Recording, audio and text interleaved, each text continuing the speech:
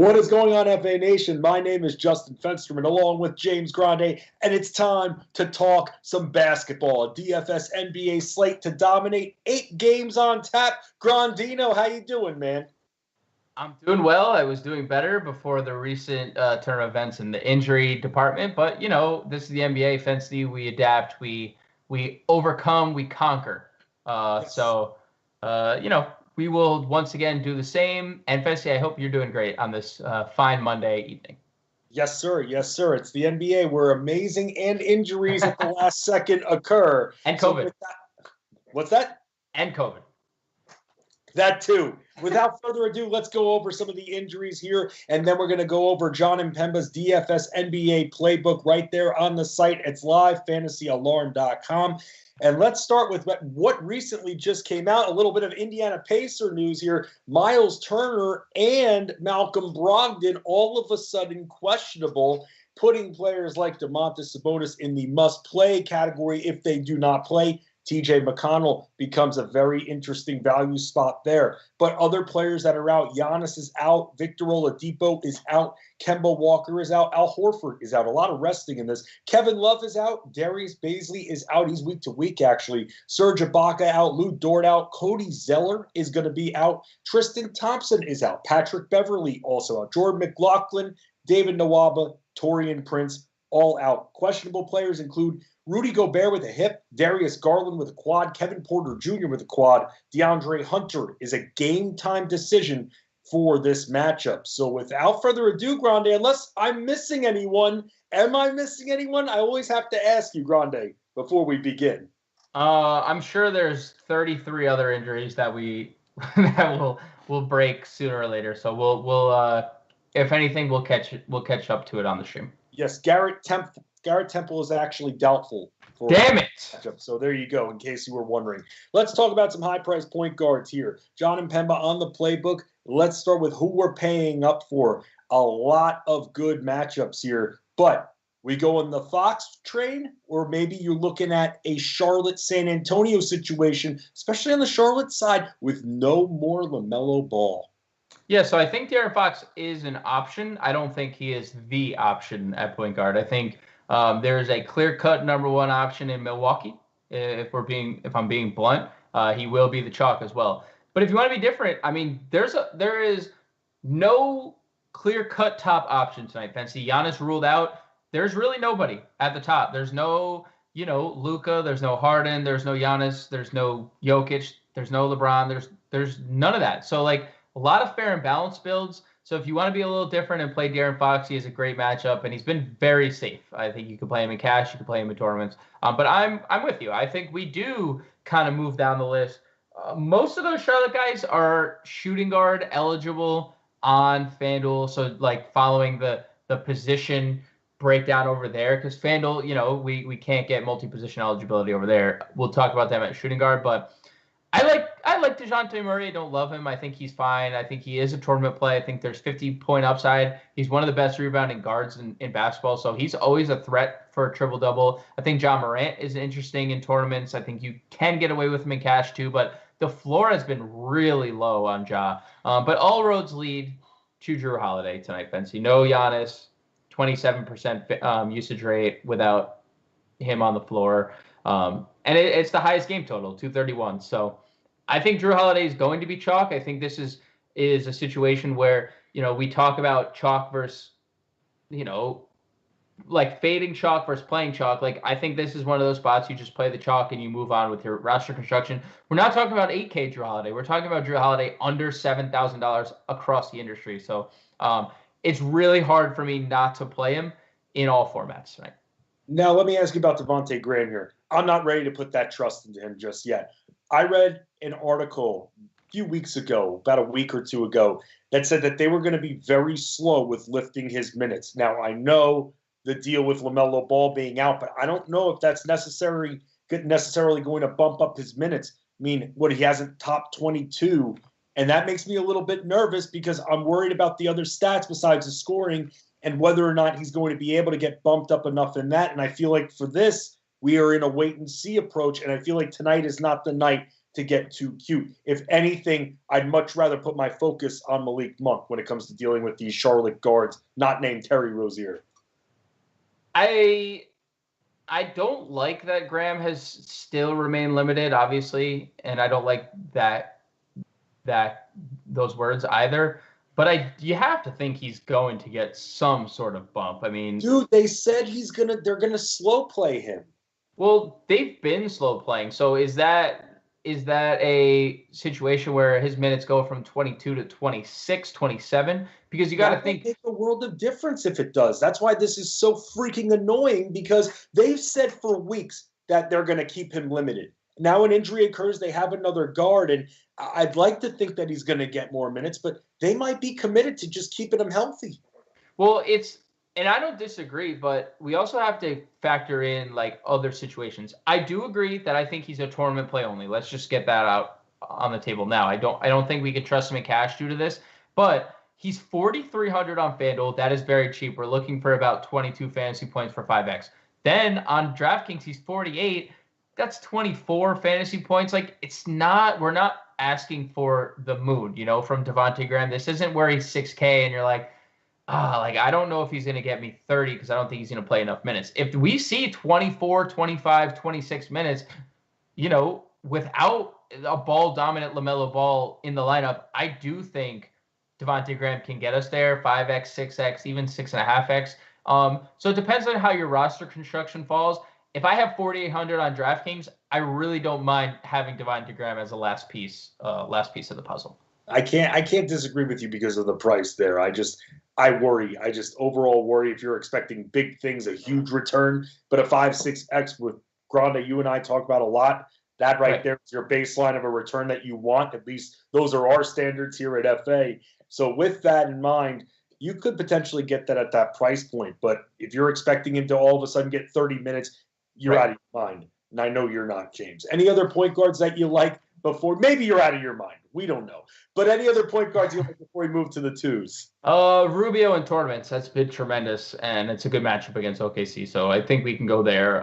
But again, tournament play only. But he'll be very low owned if you do want to go that route. So then let's move on to the shooting guards here, because how are you handling this position? When I was making the starting five before, it's when I came into this starting five, I was like, point guard Donnie, come on, man. But I don't know what it was. Maybe it's the price point taking me off him a little bit, and it had me looking in other directions. So for me, I end up going with someone like a Colin Sexton for the starting five. What are your thoughts on the higher price shooting guards tonight?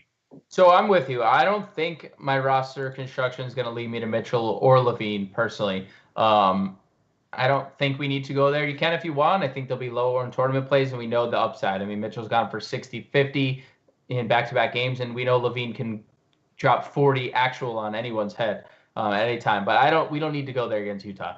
I think it starts at SGA. I think SGA is an interesting tournament play. It's one of the worst defensive units in the league in Minnesota. Up-tempo spot for OKC. No Al Horford. So, I mean, it's like SGA and everyone else. But then I think Paul George is too cheap, 8,200 across the industry. He's been really good. He's been very good in back-to-back games. Bro, low ownership projection too? I like that. Yeah. And 10 assists last game, Fetsy. I mean, I'm not saying he's going to get 10 assists again, but if he's going to run the offense, and we got 5 from him the game prior, they're not really running a point guard. I mean, Reggie Jackson's played 20 minutes in 2 straight games. So Paul George, it is what it is kind of being the de facto point guard right now. So I like Paul George. I think Fred VanVleet is extremely underpriced against a team that's lost 20 games in a row.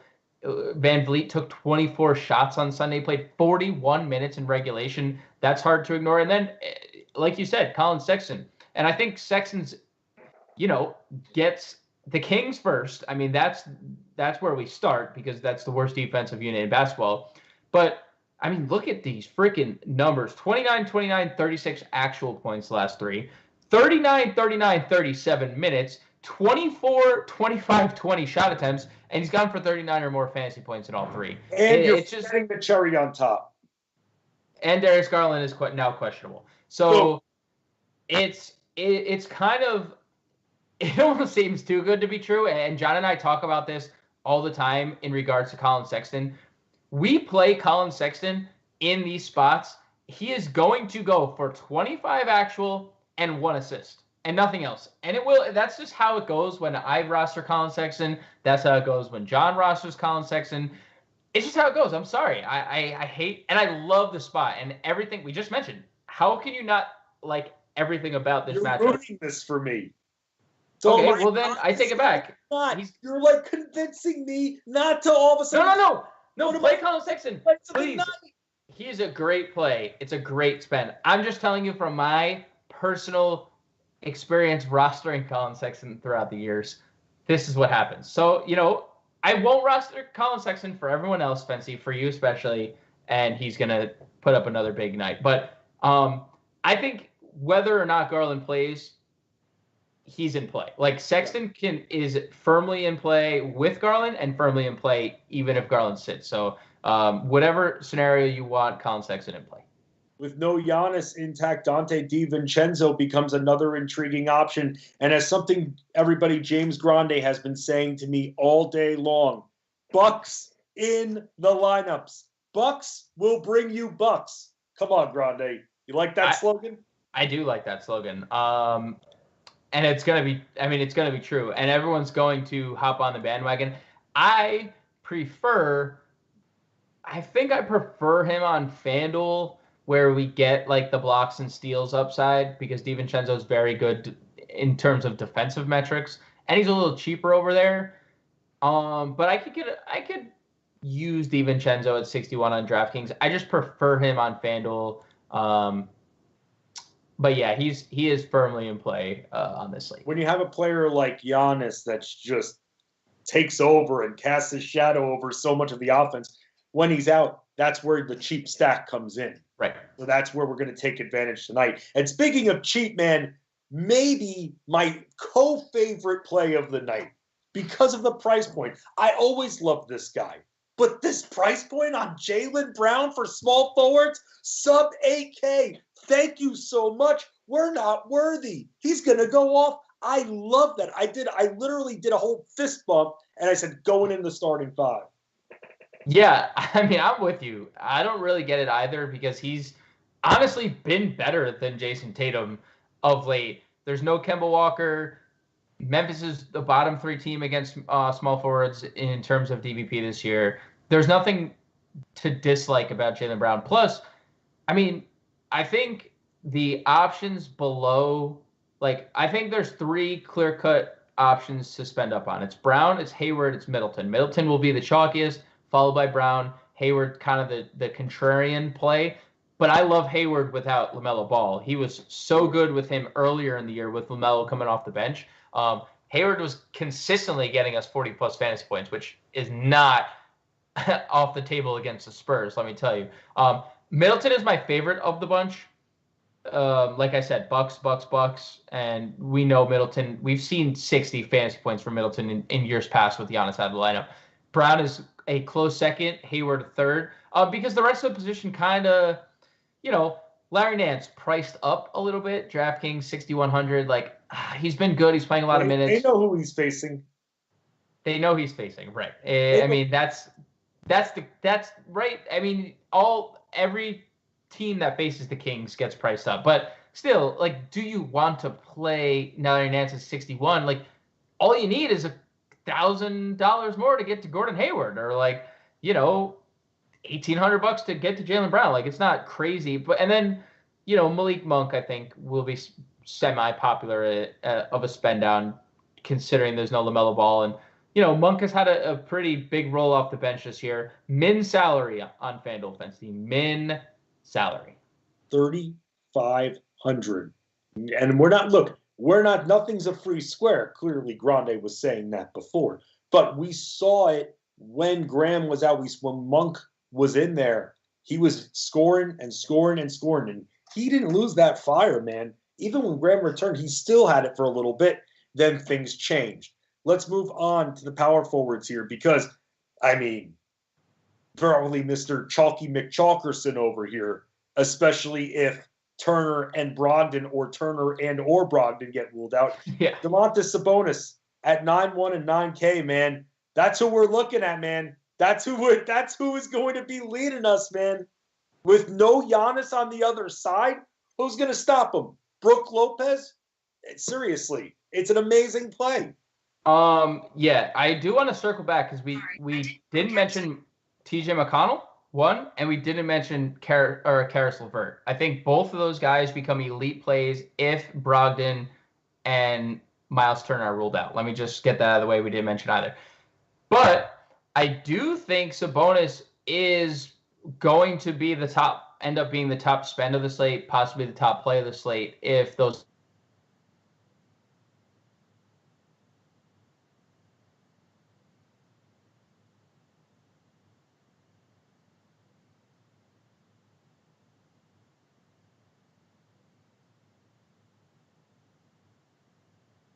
We're going to continue going over some of the power forwards around for going over what we're doing for our stream here. Power forwards here, we were just talking about some of the Indiana Pacers that you got to take advantage of just in case that these two don't play in Miles Turner or Malcolm Brogdon. And we said Domantas Sabonis, and James was just talking about before Karis LeVert, TJ McConnell as well. Mentioned McConnell briefly, but when it comes to TJ McConnell, again, we're waiting just because, James, as they're questionable, does not mean that they're out. We just have to just bring that to the forefront that they may not play. But we've seen this happen before, questionable tags, and then the player plays, and then it's all for nothing when we're directing the player to the other sub. Right. I'm not gonna lie, Fancy. I partially missed it because I was frozen. Okay, but we're talking about your Pacers. We're talking about what you were discussing with the Pacers before. You had brought up Karis LeVert and TJ McConnell. And so when I was just saying, be careful, just because they're tagged as questionable does not mean that they're out necessarily. So we're going to continue talking about some of the other power forwards that are in John and Pemba's playbook here. Christian Wood, now we can trust him again. He's been able to shake off that rust, so you can look at him versus Toronto. Just because Toronto has Pascal Siakam does not mean they're a major threat inside. You can attack Toronto inside. So that's something that we haven't really discussed much about in the Toronto-Houston game. We talked about Fred VanVleet before. Thought about putting Kyle Lowry in my starting 5 video at fantasyalarm.com. 5 players that are essentially you're looking at to put, it's not an example lineup at all, but just players you can include in your DFS lineups. Other options too, again, with no Giannis Antetokounmpo, you could look at Bobby Portis in this matchup. Bobby Portis could be getting not a few more plays in that post with no Giannis. There's got to be some toughness there. And if Miles Turner does not play, then yeah, Bobby Portis could be getting a few more looks inside. James, as I bring you back here, how do you feel about the Milwaukee, when it comes to Milwaukee and their big men, how do you feel about them, especially with Indiana dealing with their injuries up front? I mean, I like the minutes that are Brook Lopez, and I've asked you a couple times today, you and John both. I don't know how to feel about Bobby Portis. I probably don't feel as good as I should, and that might be due to PJ Tucker. I don't think they acquired PJ Tucker to just sit on the bench. Like, this is a guy that plays 35 plus minutes a night. Does Portis just stay in that backup center role? Does Tucker only play 20 or so minutes and we get 25 out of Portis? I guess it just remains to be seen. Portis is going to be highly owned, Fancy. So I don't know if he's going to be highly owned. I guess you could roll with him, and it's a tournament play for me only. But man, it's scary. Just the PJ Tucker being there freaks me out a little bit about Bobby Portis. Yeah, they slow played him a little bit last time, so I was thinking about that too. So, I mean, are there any other value power forwards? We haven't really hit the value tier that you like for tonight for DFS. I mean, Marcus Morris at 3.7K, I don't understand that over on FanDuel. He's been starting for 3 games, and they were in a blowout last time out against Charlotte. So, like, is that the reason why he's still 3.7? Because he only played 21 minutes and they're in a blowout? Like, that's, kind of weird way to attack your algorithm or your algorithm, the way that it runs. I mean, he put up 27 and 29 fantasy points 2 games prior. So I think Marcus Morris at 3,700 is kind of silly. That would be my primary value. And then obviously Portis, who's going to be Chalk City. But Marcus Morris, the pivot off Chalk City Portis. What about Kelton Johnson? This is someone that started off the season nice. It's been a little bit of a donut for him because then it was very empty. And then now he's starting to put together a few games. The San Antonio Spurs still haven't figured out what they're going to do with LaMarcus Aldridge. I mean, they're keeping him on the bench. They haven't been able to get rid of him or bring someone else in just yet. I feel like Kelton Johnson tonight at a nice price. He's mid 5Ks, late 5Ks on DraftKings. I feel like it's a nice price. And yeah, you're not going to get that 8 or 9X return. At least I don't think you are. But that's a guy that I feel is safe for that 5 to 6X return. What do you think? I mean, this is an elite spot. Attacking Charlotte in the front court, whether it be, I mean, attacking Charlotte from small forward to center is an elite option. So whether Keldon is, I like the shot attempts.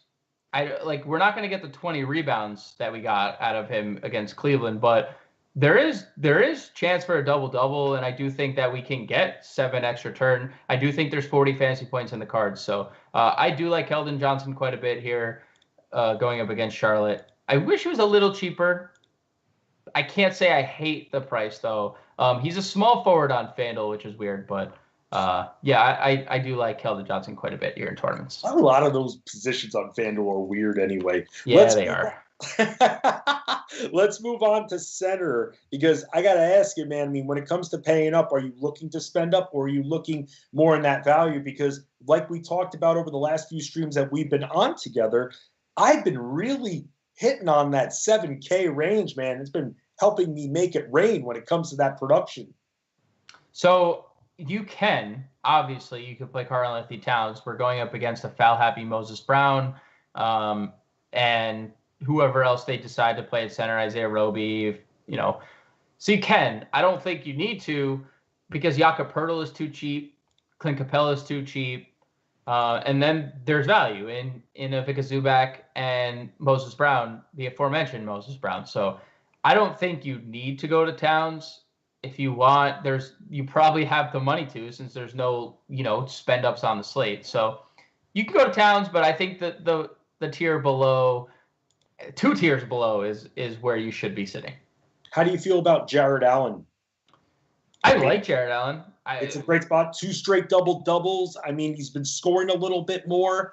I feel like this is a great spot for him and a great price. Yeah, I mean, it is a great spot. And the only issue I have, and I think it's more of a tournament play because we have seen some inconsistencies out of him before these last 2 games. I mean, the games prior, 4 straight games under 30 fantasy points, and that 76, that doesn't get it done. But like you mentioned, the rebounds and the points are back up, the minutes are back up. I have a hard time. Moses Brown has given us similar type production for $2,500 cheaper. 2 of the last 3 that Moses Brown has given us 28 plus minutes, he's doubled. One he went for 50 fantasy points, the other he went for 33 and a double. So that's my problem. Ivica Zubac, who is going to be starting with Serge Ibaka already rolled out, has been tremendous too. I mean, only 25 minutes against Charlotte, but again, blowout. The 2 games prior, 1 double-double, 1 14-7, 2 assists, 1 block, 3 steal game, 35 minutes in both those games, Fancy. And again, $2,500 cheaper. So that's the only thing. There's options below Holmes, and I mentioned Jakob Poeltl as well, and even Brook Lopez, who I'll throw into the equation because we love that game. It's a little up and down, though. That's my one thing. I know, look, we attacked Charlotte. I wasn't excited to attack with him today. Let me just put it to you that way. He should be able to rebound, but he has been a little up and down, no? He has been. The one thing I think working on his side, if you want to take something from that Milwaukee game, is that Brook Lopez doesn't spend a lot of time in the paint. So him being drawn out to the perimeter a lot could be a slight hit on his production in the paint. Tonight he's getting Bismack. And Bismack does not leave that restricted area. So there's going to be a lot of room for Pirtle to operate, a lot of room for Pirtle to just camp under the rim for 15-plus rebounds tonight. So I agree. The Milwaukee game, I think, was more of an anomaly because the 3 games prior, 12, 16, 12 rebounds, and all against teams that have centers that just kind of post up near the rim. So I think we see that again with in the Charlotte game.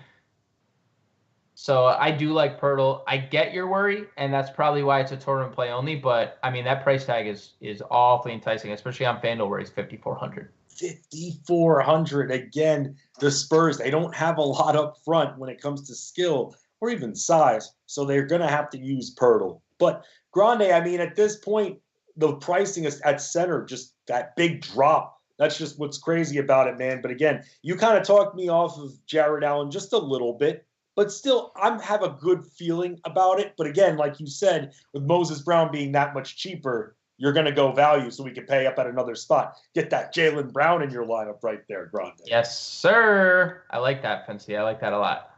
8 games to dominate. You speaking of domination, my co-host James Grande, give him a follow on Twitter at @the_real_Grande. You can give me a follow at FenceD Sports. John and Pemba, not only on the playbook, but producing this live stream as well. Get in the chat, get those lineups set. James, anything else that we need to know going into this slate before we go? No, just know that we dominate, and that's the bottom line because James Grande said so. See, you got to say it with confidence, with conviction. I did. Oh my! We always dominate. No other option. Like a family, we just win.